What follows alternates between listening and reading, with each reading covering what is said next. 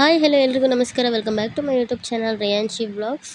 ಇವತ್ತಿನ ವಿಡಿಯೋದಲ್ಲಿ ನಾನು ಇತ್ತೀಚಿನ ದಿನಗಳಲ್ಲಿ ಮಕ್ಕಳಲ್ಲಿ ಕಂಡುಬರುವಂತಹ ಕಾಲುಬಾಯಿ ರೋಗ ಇದ್ರ ಬಗ್ಗೆ ಸ್ವಲ್ಪ ಮಾಹಿತಿಯನ್ನು ಕೊಡಬೇಕು ಅಂತ ಇದ್ದೇನೆ. ಏನಿದು ಕಾಲುಬಾಯಿ ರೋಗ ಅಂದರೆ ಇದು 10 ವರ್ಷಕ್ಕಿಂತ ಕೆಳಪಟ್ಟ ಮಕ್ಕಳಲ್ಲಿ ಕಂಡುಬರುವಂತಹ ಸಾಂಕ್ರಾಮಿಕ ರೋಗ. ಅಂದರೆ ಇದು ಒಬ್ಬರಿಂದ ಒಬ್ಬರಿಗೆ ಹರಡುತ್ತದೆ. ಇದು ವೈರಸ್ನಿಂದ ಹರಡುವಂಥ ರೋಗ. ಸಕ್ಕಿ ಎನ್ನುವಂಥ ವೈರಸ್ನಿಂದ ಈ ರೋಗ ಕಂಡುಬರುವಂಥದ್ದು. ಇದು 10 ವರ್ಷಕ್ಕಿಂತ ಕೆಳಪಟ್ಟ ಚಿಕ್ಕ ಮಕ್ಕಳಲ್ಲಿ ಬಹುಬೇಗ ಕಂಡುಬರ್ತದೆ. ಯಾಕೆಂತಂದರೆ ಚಿಕ್ಕ ಮಕ್ಕಳಲ್ಲಿ ರೋಗ ನಿರೋಧಕ ಶಕ್ತಿ ಅಂದರೆ ಇಮ್ಯುನಿಟಿ ಪವರ್ ತುಂಬಾ ಕಡಿಮೆ ಇರ್ತದಲ್ವ. ಹಾಗಾಗಿ ಮಕ್ಕಳಲ್ಲಿ ಬೇಗ ಈ ರೋಗ ಅಟ್ಯಾಕ್ ಆಗುವಂಥದ್ದು. ಹಾಗೆಯೇ ಇದು ಸಾಂಕ್ರಾಮಿಕ ರೋಗ ಆದುದರಿಂದ ಬೇಗನೆ ಒಬ್ಬರಿಂದ ಒಬ್ಬರಿಗೆ ಇದು ಮಾತುವಂಥ ರೋಗವಾಗಿದೆ. ಹಾಗೆ ಈ ರೋಗದ ಲಕ್ಷಣಗಳು ಏನು ಅಂತಂದರೆ 1 ಅಥವಾ 2 ದಿನ ಜ್ವರದಿಂದ ಈ ಕಾಯಿಲೆ ಸ್ಟಾರ್ಟ್ ಆಗ್ತದೆ. ನಂತರ ದುದ್ದುಗಳು ಮತ್ತು ಗುಳ್ಳೆಗಳು ಕಾಣಿಸ್ಕೊಳ್ತವೆ. ಎಲ್ಲಿ ಅಂದರೆ ಕೈಯಲ್ಲಿ, ಮೊಣಕೈಗಿಂತ ಕೆಳಗೆ, ಬೆರಳುಗಳಲ್ಲಿ ಜಾಸ್ತಿಯಾಗಿ, ಹಾಗೆ ಬಾಯಿಯ ಒಳಗೆ, ನಾಲಿಗೆಯ ಮೇಲೆ ಹಾಗೂ ಡೈಪರ್ ಏರಿಯಾಗಳಲ್ಲಿ, ಹಾಗೆ ಕಾಲಿನ ಗಂಟುಗಳಲ್ಲಿ, ನಂತರ ಅಂಗಾಲುಗಳಲ್ಲಿ ಜಾಸ್ತಿಯಾಗಿ ಗುಳ್ಳೆಗಳು ಕಾಣಿಸಿಕೊಳ್ಳುವಂಥದ್ದು. ಬಾಯಿಯಲ್ಲಿ ಹುಣ್ಣಾಗಿ ಮಕ್ಕಳು ಊಟ ಮಾಡಲು ಆಗಲು ಇರಬಹುದು. ಆ ರೀತಿಯಾಗಿ ಹುಣ್ಣಾಗುತ್ತದೆ ಬಾಯಲ್ಲಿ. ಕೈಕಾಲುಗಳಲ್ಲಿ ಗುಳ್ಳೆಗಳಾಗಿ ಸ್ವಲ್ಪ ನೋವು ಅಥವಾ ತುರಿಕೆ ಕಾಣಿಸ್ಕೊಳ್ಬಹುದು. ನೋಡಿ, ಈ ರೋಗ ಮತ್ತೆ ಎಷ್ಟು ದಿನಗಳವರೆಗೆ ಕಾಡ್ತದೆ ಮಕ್ಕಳಿಗೆ ಅಂತಂದರೆ ಸುಮಾರು 5 ರಿಂದ 1 ವಾರದ ತನಕ ಈ ರೋಗ ಹಾಗೆಯೇ ಇರ್ತದೆ. ಇದಕ್ಕೆ ಯಾವುದೇ ಥರದ ಚಿಕಿತ್ಸೆ ಇಲ್ಲ.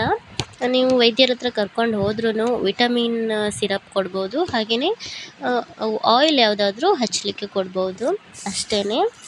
ಇದು 1 ವಾರದ ನಂತರ ಆಟೋಮೆಟಿಕ್ ಅದಾಗದೇ ಗುಣವಾಗುವಂಥದ್ದು. ಗುಳ್ಳೆಗಳಾಗಿರ್ತವಲ್ಲ ಅದರದ್ದು ಯಾವುದೇ ಕಲೆ ಇರುವುದಿಲ್ಲ, ಆಟೋಮೆಟಿಕ್ಕಾಗಿ ಮಾಯವಾಗುವಂಥದ್ದು.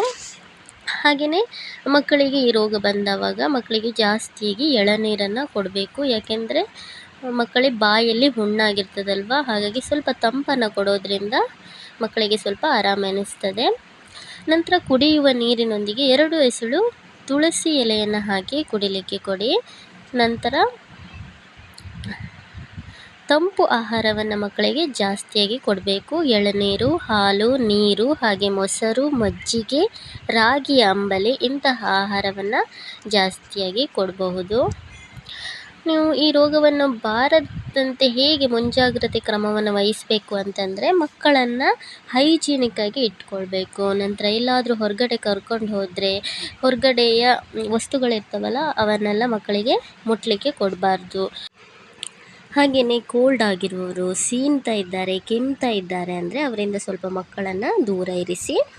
ನಂತರ ಮಕ್ಕಳಿಗೆ ವಿಟಮಿನ್ ಸಿ ಇರುವಂತಹ ಆಹಾರವನ್ನು ಜಾಸ್ತಿಯಾಗಿ ಕೊಡಿ. ಯಾಕೆಂದರೆ ವಿಟಮಿನ್ ಸಿ ಇರುವ ಆಹಾರವನ್ನು ತಗೊಂಡ್ರೆ ಇಮ್ಯುನಿಟಿ ಪವರ್ ಸ್ವಲ್ಪ ಜಾಸ್ತಿ ಆಗ್ತದೆ. ಆವಾಗ ಅವರಿಗೆ ರೋಗ ನಿರೋಧಕ ಶಕ್ತಿ ಸ್ವಲ್ಪ ಜಾಸ್ತಿಯಾಗಿ ಈ ರೋಗಗಳೆಲ್ಲ ಬಾರದಿರುವ ಹಾಗೆ ಸ್ವಲ್ಪ ಮೇಂಟೈನ್ ಮಾಡ್ಬೋದು.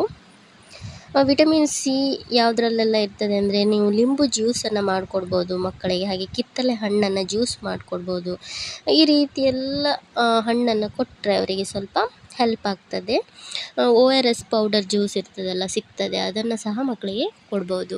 ಹಾಗೆ ಈ ಕಾಲುಬಾಯಿ ರೋಗಕ್ಕೆ ಮನೆಮದ್ದುಗಳಿದೆಯಾ ಅಂತ ಕೇಳಿದರೆ ಖಂಡಿತವಾಗ್ಲೂ ಇದೆ. ಕೈಯಲ್ಲಿ ಮತ್ತು ಕಾಲುಗಳಲ್ಲಿ ಮತ್ತು ಡೈಪರ್ ಏರಿಯಾ ಇಲ್ಲೆಲ್ಲ ಗುಳ್ಳೆಗಳಾದರೆ ಗಂಧ ಇರ್ತದಲ್ಲ, ಗಂಧದ ಚಕ್ಕೆ ಎಲ್ಲರ ಮನೆಯಲ್ಲೂ ಖಂಡಿತವಾಗ್ಲೂ ಇರ್ತದೆ. ಅದನ್ನು ತೇದಿ ಮಕ್ಕಳಿಗೆ ಎಲ್ಲಿ ಗುಳ್ಳೆಗಳಾಗಿವೆ ಅಲ್ಲಿ ಲೇಪಿಸ್ಬೋದು, ಅಥವಾ ಚಂದನ ಇರ್ತದಲ್ಲ ಚಂದನವನ್ನು ಲೇಪಿಸ್ಬೋದು. ನಂತರ ತೆಂಗಿನ ಎಣ್ಣೆಯನ್ನು ತೆಳುವಾಗಿ ಗುಳ್ಳೆಗಳ ಮೇಲೆ ಲೇಪಿಸ್ಬೋದು. ಇದರಿಂದ ಸ್ವಲ್ಪ ನೋವು ಮಕ್ಕಳಿಗೆ ಕಡಿಮೆ ಆಗ್ಬೋದು. ಸ್ನಾನ ಮಾಡುವಾಗ ನೀರಿಗೆ ಸ್ವಲ್ಪ ಉಪ್ಪನ್ನು ಹಾಕಿ ಸ್ನಾನ ಮಾಡುವಂಥದ್ದು. ಹಾಗೆ ಈ ಗುಳ್ಳೆಗಳು ಹೆಚ್ಚಾಗಿ ಉಕ್ಕಳಿಸಿದರೆ ಅಂದರೆ ಬಾಯಲ್ಲಿ, ಗಂಟಲು ಒಳಗೆ, ನಂತರ ನಾಲಿಗೆಯಲ್ಲಿ ಆದರೆ ದೇಹಕ್ಕೆ ತಂಪನ್ನು ಮಾಡುವಂಥದ್ದು. ತಂಪಿರುವ ಆಹಾರವನ್ನು ಮಕ್ಕಳಿಗೆ ಹೆಚ್ಚಾಗಿ ಕೊಡಬೇಕು. ಕಡಿಮೆ ಆಗಿಲ್ಲ ಅಂದರೆ ದಯವಿಟ್ಟು ಡಾಕ್ಟರನ್ನು ಕನ್ಸಲ್ಟ್ ಮಾಡಿ. 1 ವಾರಕ್ಕಿಂತ ಜಾಸ್ತಿ ಇದೆ ನಿಮ್ಮ ಮಕ್ಕಳಲ್ಲಿ ಕಾಯಿಲೆ ಅಂದರೆ ದಯವಿಟ್ಟು ಡಾಕ್ಟರನ್ನು ಕನ್ಸಲ್ಟ್ ಮಾಡಲೇಬೇಕಾಗ್ತದೆ. ಈ ರೋಗ ಬಂದಾಗ ದಯವಿಟ್ಟು ಮಕ್ಕಳಿಗೆ ಎಣ್ಣೆ ಪದಾರ್ಥ ಅಥವಾ ನಂಜು ಆಹಾರ ಕೊಡಬೇಡಿ. ಇದನ್ನು ಕೊಡೋದ್ರಿಂದ ರೋಗ ಹೆಚ್ಚಾಗಿ ಗುಳ್ಳೆಗಳು ಜಾಸ್ತಿ ಆಗಬಹುದು, ಹಾಗೆ ನೋವು ಸಹ ಜಾಸ್ತಿ ಆಗಬಹುದು. ಈ ಎಣ್ಣೆಯಲ್ಲಿ ಕರಿದ ಪದಾರ್ಥ ಅಂದರೆ ಚಿಪ್ಸ್, ಮೀನು ಫ್ರೈ, ಹಾಗೆ ಎಣ್ಣೆಯಲ್ಲಿ ಕರಿದ ತಿಂಡಿಗಳಿರ್ತಾವಲ್ಲ, ಪ್ಯಾಕೆಟ್ ತಿಂಡಿಗಳು, ಅವನ್ನೆಲ್ಲ ಕೊಡ್ಲಿಕ್ಕೆ ಹೋಗಬೇಡಿ ಮಕ್ಕಳಿಗೆ. ನಂತರ ನಂಜಿನ ಪದಾರ್ಥ ಅಂದರೆ ಚಿಕನ್, ಕೆಲವು ನಂಜಿರುವ ಮೀನು ಅಂದರೆ ಬಂಗಡೆ, ಅಂಜಲ್ ಇಂಥ ಮೀನುಗಳು ಮತ್ತು ಮೊಟ್ಟೆನೆಲ್ಲ ಈ ಟೈಮಲ್ಲಿ ಮಕ್ಕಳಿಗೆ ಕೊಡಲಿಕ್ಕೆ ಹೋಗಬಾರ್ದು.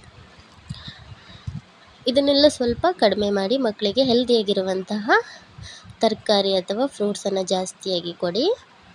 ಮಕ್ಕಳು ಬೇಗ ಕ್ಯೂರ್ ಆಗ್ತಾರೆ. ಹಾಗೆ ಎಳನೀರನ್ನು ಜಾಸ್ತಿಯಾಗಿ ಕೊಡಿ ಮಕ್ಕಳಿಗೆ ಬಾಯಲ್ಲಿ ಹುಣ್ಣೆಲ್ಲ ಆಗಿದ್ದರೆ ಬೇಗ ರಿಲೀಫ್ ಆಗ್ತದೆ.